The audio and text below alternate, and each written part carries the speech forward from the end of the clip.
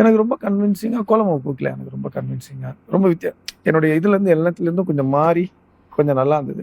இப்போ கோலமாவு கோகிலால அவர் சொன்னார், உங்களுக்கு கழுத்து வந்து இந்த மாதிரி இருக்கும், நீங்கள் ஒரு பேண்டு மாதிரி போட்டிருப்பீங்க, பெருசாக மூமெண்ட்லாம் இருக்காதுன்னு. ஸோ அதுக்கு என்ன நான் வந்து கொஞ்சம் அதை அது அது அது எப்படி திரும்புறது, அது என்ன மாதிரி பண்ணுறது, அது எப்படி அவங்க எப்படி உட்கார்ந்துருக்கலாம், ஸோ இதில் எப்படி என்னால் கொஞ்சம் கொஞ்சம் வித்தியாசம் பண்ண முடியும் அப்படின்றத நான் சின்ன சின்னதாக கொஞ்சம் ட்ரை பண்ணி பார்த்தேன். இப்போ நட்சத்திரம் நகர்கிறதுல வந்து என்னை வந்து டோட்டலாக வேற ஒரு கேரக்டர் எனக்கு வந்து அதில் எப்படின்னா, நான் வந்து ரொம்ப ஜாலியாக ஃப்ரீ ஃப்ளோயிங்காக எதை பற்றியும் யோசிக்காமல் அந்த மொமெண்ட்டில் வாழ்கிற ஒரு ஆள். ஒரு ரோல் வந்து உங்ககிட்ட சொல்லும்போது இந்த ரோலை நம்ம பண்ணலாம் அப்படின்றத வந்து நீங்கள் எந்த க்ரைட்டீரியாவில் வந்து சூஸ் பண்ணுறீங்க, அண்ட் அந்த ரோலுக்காக நீங்கள் எவ்வளோ ஹோம்ஒர்க் பண்ணி எப்படி உங்களை நீங்கள் ப்ரிப்பேர் பண்ணிக்கிறீங்க? சில ரோல்ஸ்க்காக நம்ம வந்து, ஆனால் நான் பண்ண நிறைய இதில் வந்து எல்லாமே இந்த நெகட்டிவ் ஷேட் வில்லன் இதே மாதிரி பண்ணனால ரொம்ப பெரிய இது ஒன்றும் இல்லை அதில். ஸோ சில கேரக்டர்ஸ்க்கு இப்போ எனக்கு இப்போ கோலமாவு கோகிலால அவர் சொன்னார், உங்களுக்கு கழுத்து வந்து இந்த மாதிரி இருக்கும், நீங்கள் ஒரு பேண்டு மாதிரி போட்டிருப்பீங்க, பெருசாக மூமெண்ட்லாம் இருக்காதுன்னு. ஸோ அதுக்கு என்ன நான் வந்து கொஞ்சம் அதை அது அது அது எப்படி திரும்புறது, அது என்ன மாதிரி பண்ணுறது, அது எப்படி அவங்க எப்படி உட்கார்ந்துருக்கலாம், ஸோ இதில் எப்படி என்னால் கொஞ்சம் கொஞ்சம் வித்தியாசம் பண்ண முடியும் அப்படின்றத நான் சின்ன சின்னதாக கொஞ்சம் ட்ரை பண்ணி பார்த்தேன். அவ்வளோ அந்த மாதிரி. அதுக்கப்புறம் வேறு படங்கள் இப்போ நட்சத்திரம் நகர்கிறதுல வந்து என்னை வந்து டோட்டலாக வேற ஒரு கேரக்டர் எனக்கு வந்து அதில் எப்படின்னா, நான் வந்து ரொம்ப ஜாலியாக ஃப்ரீ ஃப்ளோயிங்காக எதை பற்றியும் யோசிக்காமல் அந்த மொமெண்ட்டில் வாழ்கிற ஒரு ஆள். ஸோ அதை வந்து நான் வந்து ரொம்ப என்னை வந்து நான் அப்பப்போ ரொம்ப பப்ளியாக இருக்கிறதுக்கு நான் வந்து என்னை வந்து ரொம்ப ஜாலியாக எப்படி என்னை பெப் பண்ணிக்கிட்டு அப்படி அந்த மாதிரி பண்ணேன். மற்றபடி அந்த இயக்குனரோட வேலை செய்யும்போது சில டைம் அவங்க ஒர்க் ஷாப்பே பண்ணுறாங்க இப்போ நிறைய பேர் சினிமா அந்த ஷூட்டுக்கு முன்னாடி. ஸோ அங்கேயே நம்மளை வந்து மைண்ட் லெவலில் நம்மளை வந்து அவங்கள தயார்படுத்திடுறாங்க. அது ரொம்ப நல்ல விஷயம்னு நான் நினைக்கிறேன். ஏன்னா நீங்கள் ஸ்பாட்டில் போய் புதுசாக உட்காந்து அங்கே உங்களுக்கு நீங்கள் டைலாக்கை படித்து அங்கே நீங்கள் எல்லாத்தையும் பார்க்குறத விட அதுக்கு முன்னாடியே நீங்கள் எல்லாம் சக நடிகர்களையும் நீங்கள் தெரிஞ்சுக்கிட்டு நீங்கள் ஸ்கிரிப்டு இந்த டயலாக் எல்லாமே ரொம்ப உங்களுக்கு புதுசாக இல்லாமல் அது நீங்கள் போனவுடனே உங்களுக்கு அது ரொம்ப உதவியாக இருக்கும்னு நான் நினைக்கிறேன். அது ரொம்ப கம்ஃபர்டபுளாக இருக்குது அந்த மாதிரி பண்ணுறது. நீங்கள் வந்து யார் ஒரு சூப்பரான இன்ஸ்பிரேஷனாக பார்க்குறீங்க? எந்த கேரக்டர் ஆர்டிஸ்ட்டை வந்து செம்மையான இன்ஸ்பிரேஷனாக பார்க்குறீங்க? இல்லை, நீங்கள் எப்படி பார்த்தீங்கன்னா நிறைய பேர் இருக்காங்க இன்ஸ்பிரேஷன். பார்த்தீங்கன்னா நீங்கள் தமிழ், மலையாளம், ஹிந்தி, இது இல்லாமல் வெளிநாடு, நம்ம இங்கே இல்லாமல் யூரோப்பியன், அமெரிக்கன் சினிமா, ஸோ அந்த மாதிரி நிறைய பேர் இன்ஸ்பிரேஷனில் இருக்காங்க. ஸோ இதில் யாருன்னு சொல்கிறதுலாம் இல்லை.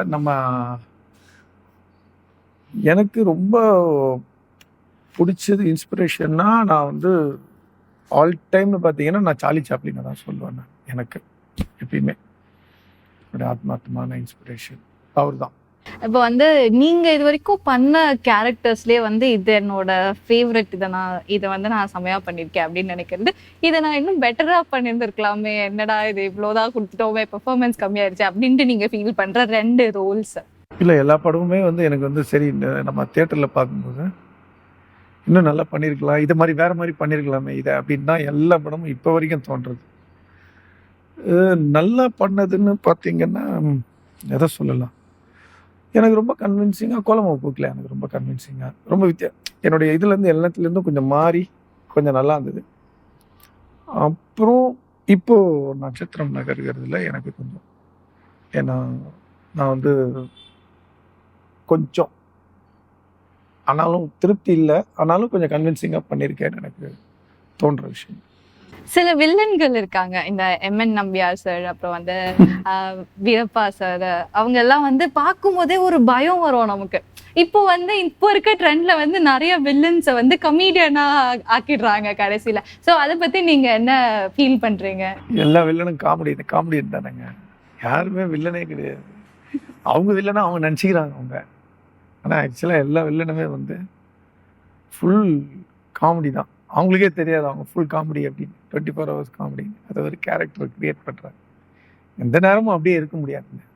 ஸோ அதனால் அவங்கள காமெடியனாக மாற்றுறதுல வந்து எந்த ஒரு தப்பும் கிடையாது. அதுதான் நார்மல். எந்த நேரமே வெறப்பாவா இருப்பாங்க. ஒரு வில்லன் வந்து சில நேரத்தில் அவனை காமெடியன் ஆக்கிப்பான், இல்லை காமெடியன் ஆக்கப்படுவான். ஸோ அது அதுதான் இயற்கை, அது நேச்சர், அது அப்படிதான் நடக்கும். ஸோ அது இப்போ இன்னைக்கு சினிமாவில் இன்னைக்கு கொண்டு வந்துட்டாங்க. நீங்கள் ஒரு ட்ரெண்டாவே ஒரு இதாக கூட அப்படி பண்ணுறாங்க வில்லனை. ஸோ இப்போ வந்து இன்னொரு கொஸ்டின் வந்து அதர் லாங்குவேஜ் மூவிஸ் இருக்குல்ல, லெட் இட் பி ஒரு இந்தியன் மூவியாவே இருக்கட்டும் இல்லைன்னா ஹாலிவுட் மூவியாவே இருக்கட்டும், ஒரு அதர் லாங்குவேஜ் மூவிக்கு வந்து தமிழ்நாட்டில் வந்து அதிகமாக வரவேற்பு இருக்குது. இப்போ அந்த ட்ரெண்டை பற்றி நீங்கள் என்ன நினைக்கிறீங்க? இப்போ தமிழ் மூவிஸை விட அதிகமாக மக்கள் வந்து அதர் லாங்குவேஜ் மூவிஸாவையும் பார்க்க ஆரம்பிச்சிட்டாங்கன்றதை பற்றி நீங்கள் எப்படி ஃபீல் பண்ணுறீங்க? இல்லையே, அது நம்ம ஊரில் அது ஒரு ஆரோக்கியமான விஷயமா தான் நான் பார்க்குறேன்.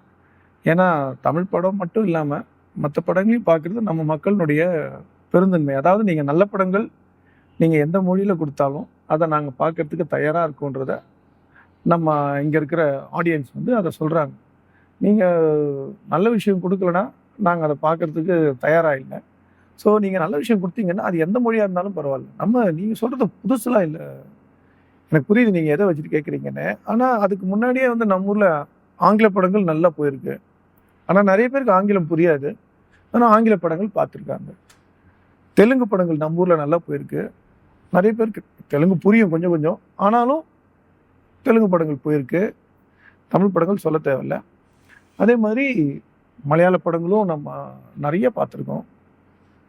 இப்போ அந்த லிஸ்ட்டில் வந்து கன்னட படங்கள் வந்து இப்போ புதுசாக சேர்ந்துருக்கு. அப்புறம் ஹிந்தி படங்கள் பார்த்துருக்கோம். நம்ம நிறைய எல்லாமே பார்த்துருக்கோமே. நம்ம அது ஒன்றும் புதுசு கிடையாது. இந்த லிஸ்ட்டில் இப்போ கன்னட படங்கள் இவ்வளோ நாள் அமைதியாக இருந்த கன்னட படங்கள் வந்து இன்றைக்கி வந்து அது என்ன வார்த்தை, அது பேன் இண்டியாவா அப்படின்ற அந்த வார்த்தையில் அதை அப்படியே இது பண்ணி அவங்க வந்துட்டுருக்குறாங்க. ஸோ அதனால் அது என்னமோ அதர் லாங்குவேஜஸ்ன்னு நம்ம சொல்கிறோம். இது ரொம்ப பழசுலேருந்தே இருக்கே.